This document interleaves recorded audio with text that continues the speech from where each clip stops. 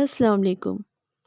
آج میں آپ کو جو کہانی سنانے جا رہی ہوں اس کا نام ہے بھیانک آوازیں۔ لیکن کہانی شروع کرنے سے پہلے میری نیو آنے والوں سے ریکویسٹ ہے کہ پلیز میرے چینل کو سبسکرائب کر کے بیل نوٹیفیکیشن کو آن کر دیں۔ اس طرح سے میرے آنے والی تمام نیو ویڈیوز آپ تک سب سے پہلے پہنچیں گی۔ تو آئیں کہانی شروع کرتے ہیں۔ ناصر کا گھر یونیورسٹی کے عقب میں واقع گاؤں میں تھا۔ گاؤں میں جانے کا راستہ یونیورسٹی سے آگے تھا۔ اکثر لوگ گاؤں آنے جانے کے لیے وہی راستہ اختیار کرتے تھے جن کے پاس اپنی اپنی سواری ہوتی تھی، لیکن پیدل چلنے والے لوگ یونیورسٹی میں سے گزر کر یونیورسٹی کے عقبی گیٹ سے گاؤں کی طرف جاتے تھے، کیونکہ اس طرف یونیورسٹی کی حد ختم ہوتے ہی گاؤں کی حد شروع ہو جاتی تھی اور اس طرح گاؤں تک چند منٹ میں پہنچا جا سکتا تھا۔ ناصر کو بھی جب کبھی اپنی موٹر سائیکل کی بجائے یونیورسٹی کی بس میں شہر جانا پڑتا تو وہ یونیورسٹی کے عقبی گیٹ سے یونیورسٹی میں داخل ہو کر بس میں سوار ہوتا اور واپسی پر اسی بس کے ذریعے یونیورسٹی میں اترتا اور وہاں سے پیدل ہی عقبی گیٹ سے اپنے گھر چلا جاتا تھا۔ اس راستے پر شروع میں کھیت تھے، پھر بستی والوں کا قبرستان تھا جس میں ایک بزرگ کا مزار بھی تھا اور وہاں ہر سال بزرگ کا عرس منایا جاتا تھا۔ قبرستان کے قریب سے راستہ گزر کر بستی میں جاتا تھا جس میں 20-25 گھر بھی تھے اور ان کے درمیان کچھ کھیت بھی تھے جن میں آموں کے 20 درخت تھے۔ بستی کے بچے سارا دن ان کھیتوں میں کھیلتے اور درختوں پر چڑھتے اترتے رہتے تھے۔ ناصر نوجوان تھا اور شہر میں ملازمت کرتا تھا۔ سردیوں کا موسم تھا، ناصر کی موٹر سائیکل خراب تھی، اس لیے وہ یونیورسٹی کی بس پر شہر جایا کرتا تھا۔ ایک دن اسے گھر واپس جانے میں دیر ہو گئی تو یونیورسٹی کی بس نہ مل سکی۔ 7 بجے آخری بس جا چکی تھی۔ چنانچہ وہ رنگ پور جانے والی مسافر بس میں سوار ہوا اور یونیورسٹی کے گیٹ کے پاس اتر کر یونیورسٹی میں داخل ہوا تو یونیورسٹی میں سناٹا چھایا ہوا تھا۔ وہ یونیورسٹی کے عقبی گیٹ کی طرف بڑھنے لگا۔ چوری چکاری کے خطرے کے سبب سردیوں میں رات 9 بجے کے بعد وہ گیٹ بند کر دیا جاتا تھا، جبکہ داخلی گیٹ کھلا رہتا تھا کیونکہ اس پر مسلح گارڈ پہرا دیتے تھے۔ ابھی ناصر گیٹ سے 10-15 قدم پیچھے ہی تھا کہ اچانک عقب سے اسے قدموں کی آہٹیں سنائی دیں۔ اس نے مڑ کر دیکھا تو آہٹیں بند ہو گئیں اور اس کے پیچھے دور تک پختہ سڑک سنسان پڑی تھی۔ ناصر کو حیرت تو ہوئی، مگر پھر اس نے اسے اپنا وہم خیال کیا اور دوبارہ آگے بڑھنے لگا۔ فوراً ہی پیچھے سے پھر وہی قدموں کی آہٹیں بلند ہونے لگیں۔ ناصر نے پھر پلٹ کر دیکھا تو پیچھے کوئی نہ تھا۔ اس کے ذہن پر خوف طاری ہونے لگا کیونکہ اس کے مڑتے ہی آہٹیں بند ہو گئی تھیں۔ یہ محسوس کر کے کہ کوئی نادیدہ شخص اس کے پیچھے ہے، ناصر خوف کے مارے تیز تیز قدم اٹھانے لگا۔ اس مرتبہ آہٹیں نہ سنائی دیں۔ گیٹ کھلا تھا، لیکن ابھی وہ گیٹ سے 5-6 قدم دور ہی تھا کہ ایک دم آہنی گیٹ بند ہو گیا۔ یہ دیکھ کر ناصر اور بھی ڈر گیا کیونکہ گیٹ بند کرنے والا اسے نظر نہ آیا تھا۔ وہ رک کر سوچنے لگا کہ گیٹ خود بخود کیسے بند ہو گیا، لیکن اسے کچھ سمجھ میں نہ آیا تو وہ پھر آگے بڑھا۔ گیٹ زیادہ بلند نہ تھا اور اس کے بالائی نصف حصے میں آہنی سلاخیں لگی ہوئی تھی۔ ان سلاخوں کے درمیان 2 انچ کا فاصلہ تھا جس سے انسان تو کیا بلی بھی نہیں گزر سکتی تھی۔ گیٹ پر بھاری قفل لگا ہوا تھا۔ ناصر سلاخوں کو پکڑ کر بلند ہوا اور گیٹ کے اوپر سے گزر کر دوسری طرف اتر گیا۔ بستی کو جانے والا راستہ کھیتوں میں سے گزرتا تھا۔ اس راستے پر ایک آدمی چلا جا رہا تھا۔ ناصر خوف کے مارے تیز تیز قدم اٹھاتا اس کے قریب پہنچ گیا۔ اس آدمی نے پلٹ کر دیکھا تو ناصر کو اس کی شکل کچھ جانی پہچانی محسوس ہوئی۔ وہ ادھیڑ عمر شخص تھا اور اس نے دیہاتی لباس پہنا ہوا تھا۔ "کہاں جا رہے ہو جوان؟" اس آدمی نے ناصر سے پوچھا اور ہاتھ ناصر کی طرف بڑھایا۔ "بستی جا رہا ہوں چاچا، تم کہاں جاؤ گے؟" ناصر نے کہا اور اس سے ہاتھ ملایا تو اس آدمی کا ہاتھ برف کی مانند سرد تھا۔ میں ادھر ہی جا رہا ہوں، آؤ، اس شخص نے عجیب سے لہجے میں کہا۔ اس آدمی کی وجہ سے ناصر کا وہ خوف دور ہو گیا جو غیبی آہٹوں کے سبب پیدا ہوا تھا۔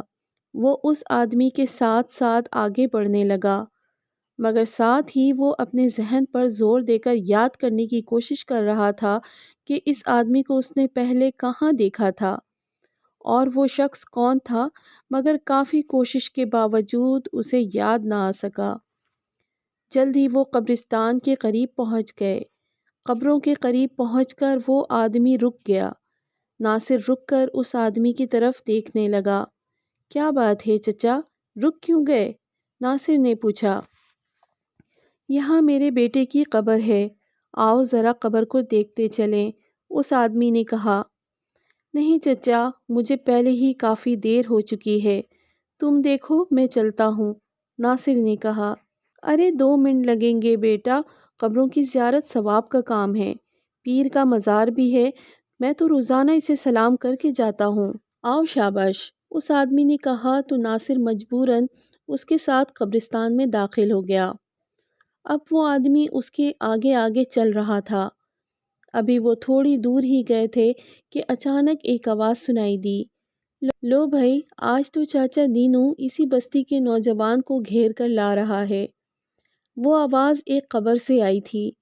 ناصر کے ذہن کو زور کا جھٹکا لگا اور وہ اس شخص کو پہچان گیا۔ وہ آدمی چاچا دینو ہی تھا جو گاؤں میں موچی کا کام کرتا تھا اور 1 سال پہلے ناصر نے اس سے اپنا جوتا مرمت کرایا تھا۔ 6 ماہ پہلے وہ ٹی بی کے مرض کے سبب مر گیا تھا، مگر اب وہ زندہ دکھائی دے رہا تھا۔ ناصر سمجھ گیا کہ یہ آدمی دینو نہیں، اس کی روح ہے۔ اسی لمحے بائیں جانب کی ایک قبر سے آواز آئی۔ ہاں بھائی، پہلے دینو اجنبی لوگوں کو شکار کرتا تھا، آج شاید اسے باہر سے کوئی شکار نہیں ملا، اسی لیے اپنی ہی بستی کے نوجوان کو پکڑ کر لایا ہے، بڑا نمک حرام ہے۔ ناصر قبروں سے آنے والی آوازوں سے اور بھی ڈر گیا اور فوراً ہی پلٹ کر دوڑتے ہوئے چیخنے لگا۔ پیچھے سے دینو کی آواز آئی۔ ٹھہرو ناصر، رک جاؤ، یہ لوگ جھوٹ بول رہے ہیں، حسد کرتے ہیں مجھ سے۔ ناصر نے قدم نہ روکے، وہ دوڑتا ہوا قبرستان سے نکلا اور بستی کی طرف دوڑنے لگا۔ وہ دوڑتا ہوا بستی میں داخل ہوا، اپنے گھر کے پاس پہنچ کر زور زور سے دروازے پر ہاتھ مارنے لگا۔ وہ دہشت سے بری طرح کانپ رہا تھا اور سردی کے باوجود اس کے جسم سے پسینہ نکل رہا تھا۔ چند لمحوں بعد اس کی ماں نے دروازہ کھولا تو ناصر ہاتھ سے اسے ایک طرف ہٹاتا ہوا گھر میں داخل ہوا اور دوڑتا ہوا اپنے کمرے میں داخل ہو کر منہ کے بل اپنے بستر پر جا گرا۔ دوسرے ہی لمحے اس پر بے ہوشی طاری ہو گئی۔ صبح اسے ہوش آیا تو اس کے پاس چارپائی پر اس کی ماں بیٹھی تھی، جبکہ قریب ہی کرسی پر ایک مولوی صاحب بیٹھے تھے۔ لو، تمہارے بچے کو ہوش آ گیا بی بی، ناصر کو آنکھیں کھولتے دیکھ کر مولوی نے اس کی ماں سے کہا۔ مگر مولوی صاحب، اسے ہوا کیا ہے؟ ماں نے پوچھا۔ شاید ڈر گیا ہوگا، بہرحال اصل بات یہ خود بتائے گا، مولوی نے کہا۔ بیٹا تم بتاؤ، رات تم بہت خوفزدہ تھے اور بستر پر گر کر بے ہوش ہو گئے تھے، ماں نے پوچھا۔ ناصر نے گزشتہ رات پیش آنے والا واقعہ بتایا تو ماں نے حیران ہو کر کہا، اس کمبخت دینو موچی کو مرنے کے بعد بھی چین نہیں ہے۔ کیا مطلب؟ کیا وہ مرنے سے پہلے بھی بے چین رہتا تھا؟ مولوی نے چونک کر پوچھا۔ ہاں مولوی صاحب، آپ تو اس بستی کی مسجد میں اب آئے ہیں اور ابھی آپ کو 2 مہینے ہی ہوئے ہیں یہاں رہتے ہوئے، اس لیے آپ کو دینوں کے بارے میں کچھ معلوم نہیں، لیکن سال پہلے اس نے کسی بات پر غصے میں آ کر اپنے بیٹے کو ہتھوڑی سے سر میں ضربے لگا کر مار ڈالا تھا اور صبح کے وقت شور مچا دیا کہ رات کو کسی نے اس کے بیٹے کو ہتھوڑے سے مار ڈالا۔ چونکہ ان دنوں چوروں کا ایک ٹولہ لوگوں کو ہتھوڑی سے قتل کرنے میں مشہور تھا، اس لیے گاؤں والوں نے یقین کر لیا کہ موچی کے بیٹے کو اسی ہتھوڑا گروپ نے قتل کیا ہے۔ کسی کو شک نہ ہوا کہ دینو نے خود اسے قتل کیا ہے، لیکن دینو اس کے بعد سے اپنے گناہ کی وجہ سے بے چین رہنے لگا۔ بیوی تو پہلے ہی فوت ہو چکی تھی، اسی بے چینی کے سبب وہ خود بھی بیمار ہو کر چل بسا تھا۔ ناصر کی ماں نے تفصیل سے بتایا تو مولوی حیران رہ گیا۔ مولوی نے ناصر پر قرآنی آیات کا دم کیا، پھر ایک نقش لکھ کر ناصر کی ماں کو دیا اور ہدایت کی کہ اسے کسی کپڑے کے ٹکڑے میں سی کر ناصر کے داہنے بازو پر باندھے۔ اس تعویذ کے سبب آئندہ ناصر کو ڈر نہیں لگے گا اور نہ ہی کوئی بھی بدروح یا جنات اس کے قریب آئیں گے۔ مولوی صاحب، کیا واقعی قبرستان میں بدروحیں ہوتی ہیں؟ ناصر نے پوچھا۔ ہاں بیٹا، لیکن وہ بے چین روحیں ہوتی ہیں جنہیں ان کی کبیرہ گناہوں کے سبب اوپر یعنی عالم ارواح میں جانے کی اجازت نہیں ملتی۔ وہ اپنی قبر کے قریب ہی بھٹکتی رہتی ہے، مولوی نے جواب دیا۔ لیکن قبروں سے آوازیں کیسے آتی ہیں؟ قبر میں تو لاش ہوتی ہے یا اس کی ہڈیاں؟ ناصر نے سوال کیا۔ دراصل بعض بدروحیں قبر کے اندر اپنے جسم کے پاس رہتی ہیں اور بعض باہر گھومتی رہتی ہیں۔ روحیں ایک دوسرے کو پہچانتی ہیں اور ایک دوسرے کی حرکات کو قبر کے اندر سے بھی دیکھ سکتی ہیں۔ قبروں سے انہی کی آوازیں آتی ہیں۔ میرا بڑا بھائی عابد علی ماورائی علوم میں ماہر تھا۔ ایک دفعہ عابد کو ایک عمل کرنے کے لیے قبرستان میں رات گزارنا پڑی تھی، مولوی نے بتایا۔ کیسا عمل؟ کیا اسے قبرستان میں ڈر نہیں لگا تھا؟ ناصر کی ماں نے حیران ہو کر کہا۔ نہیں، عابد بہت بہادر آدمی تھا۔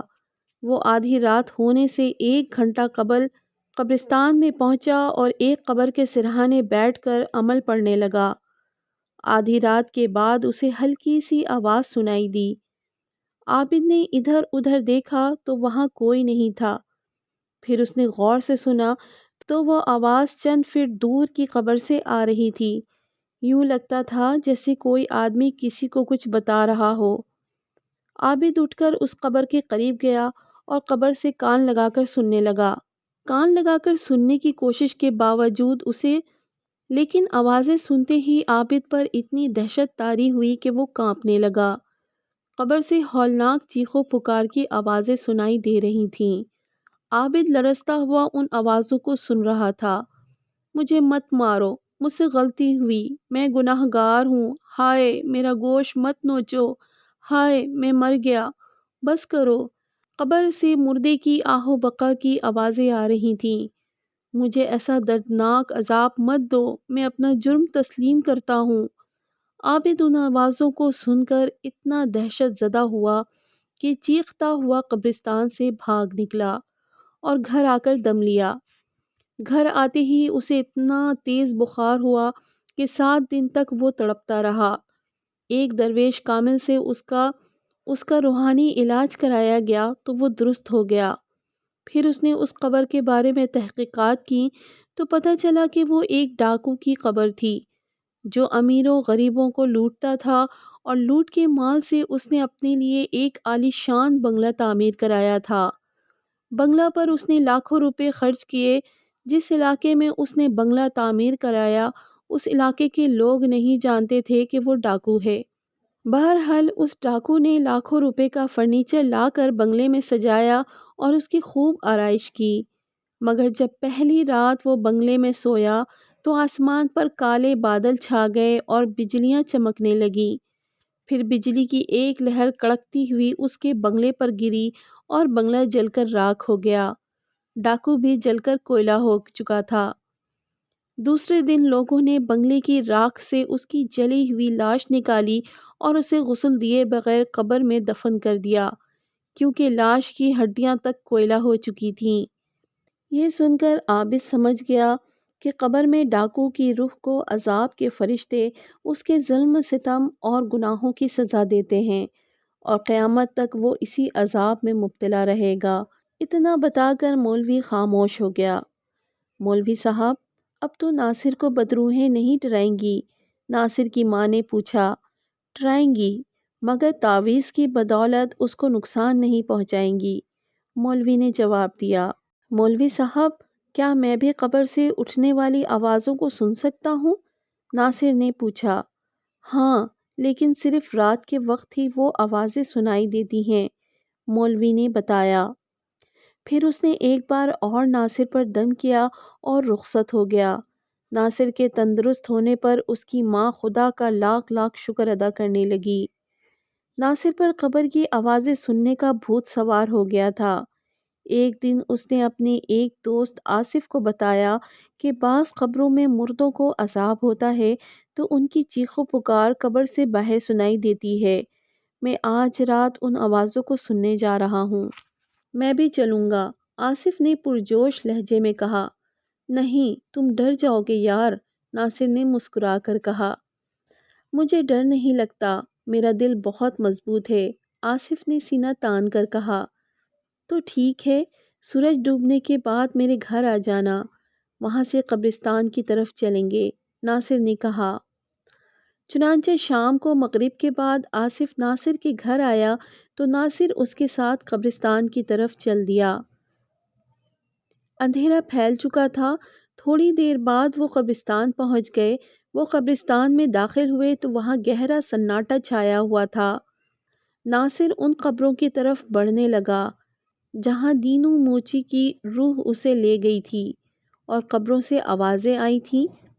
ناصر، ابھی اور کتنی دور جانا ہے؟ آصف نے خوفزدہ لہجے میں کہا۔ بس چند قدم اور، ناصر نے کہا۔ کیا تمہیں ڈر لگ رہا ہے؟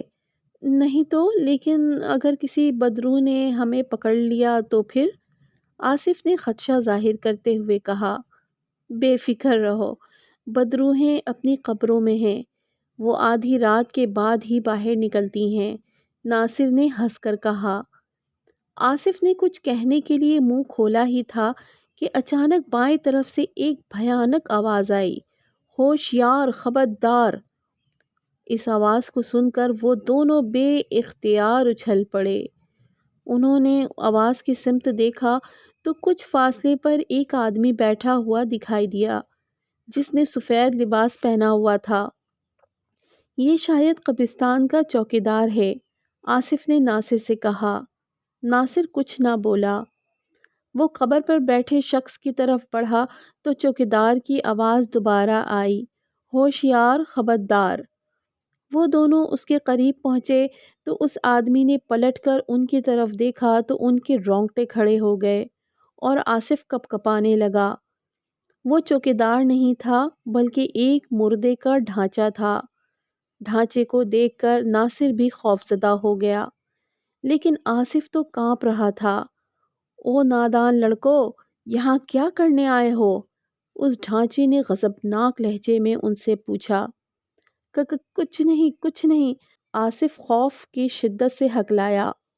بکو مت، خیریت چاہتے ہو تو اپنی جگہ سے حرکت مت کرنا، ڈھانچے نے اسے ڈانٹتے ہوئے کہا۔ اسے پکڑ کر ہمارے حوالے کر دو، ہمیں بھوک لگی ہے۔ اچانک ارد گرد کی چند قبروں سے بھیانک آوازیں آئیں۔ یہ آوازیں سن کر آصف پر دہشت طاری ہو گئی اور وہ پلٹ کر قبرستان سے باہر کو بھاگا، مگر ناصر ڈرنے کے باوجود کھڑا رہا۔ ارے کم بخت، ایک بھاگ گیا ہے، اسے تو پکڑ لو، ہمیں پیاس لگی ہے، قبروں سے چیختی ہوئی آوازیں آئیں۔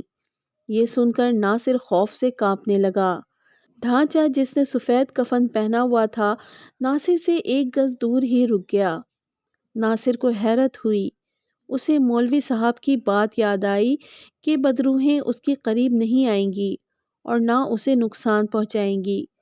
ناصر، اپنے بازو سے تعویذ اتار کر پھینک دو، ڈھانچے نے خوفزدہ لہجے میں کہا، لیکن ناصر دلیری سے اس کی طرف بڑھا اور ڈھانچہ چیختا ہوا پلٹ کر بھاگنے لگا، پھر درختوں کے پاس جا کر غائب ہو گیا۔ تب ناصر پلٹ کر واپس چل دیا۔ وہ قبرستان سے باہر آیا تو آصف راستے پر بے ہوش ملا۔ ناصر نے قریبی نہر سے پانی لا کر اس پر چھڑکا تو آصف کو ہوش آ گیا۔ ناصر اس کا ہاتھ پکڑ کر گھر کی طرف چل دیا، مگر اس نے دل میں عہد کر لیا کہ آئندہ وہ کبھی رات کو قبرستان میں نہیں آئے گا۔ دوسرے ہی لمحے اس پر بے ہوشی طاری ہو گئی۔ صبح اسے ہوش آیا تو اس کے پاس چارپائی پر اس کی ماں بیٹھی تھی، جبکہ قریب ہی کرسی پر ایک مولوی صاحب بیٹھے تھے۔ لو، تمہارے بچے کو ہوش آ گیا بی بی۔ ناصر کو آنکھیں کھولتے دیکھ کر مولوی نے اس کی ماں سے کہا۔ مگر مولوی صاحب،